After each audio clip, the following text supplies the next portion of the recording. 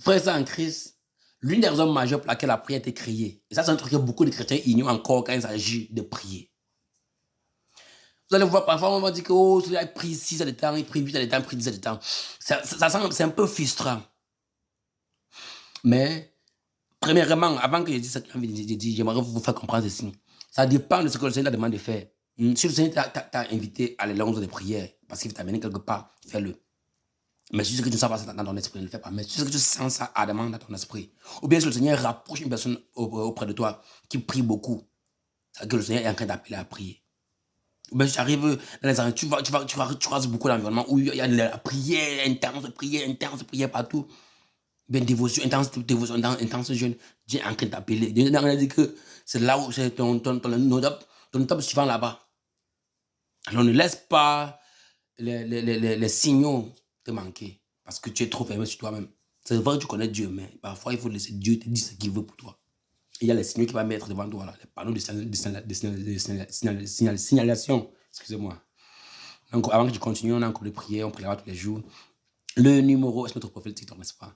Écrivez-nous, on va vous écrire un retour, on va ajouter à l'intérieur, on va vous aider à grandir votre vie de prière, à abandonner vos addictions aussi, et à gérer aussi vos générations ancestrales. Donc, il faut comprendre ici, frères en Christ. Quand tu pratiques les longues heures de prière, c'est parce que Dieu veut t'entraîner à être en sa présence, à avoir accès à certains, avoir une profondeur d'intimité avec lui que d'autres n'auront pas. Premièrement.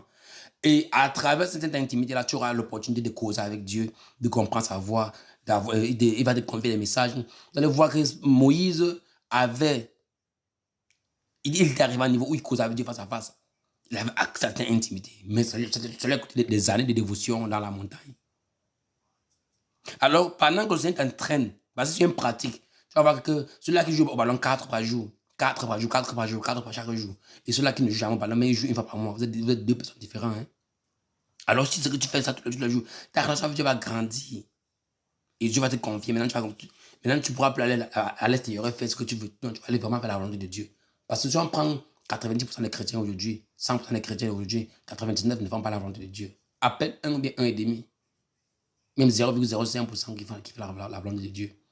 Alors, travaille dans tes langues de prière. Apprends à laisser la voix de Dieu. Parce que ce que tu ne décèles pas la voix de Dieu. Tu as envie de servir toi-même. Abraham, Moïse, tous cela faisaient la volonté de Dieu. David, tous, par leur volonté. Ils avaient la capacité de comprendre la voix de Dieu. Lisez cette histoire-là et utilisez ça pour comprendre ce que Dieu veut que tu fasses. Je n'oublie pas de nous joindre dans notre groupe de prière.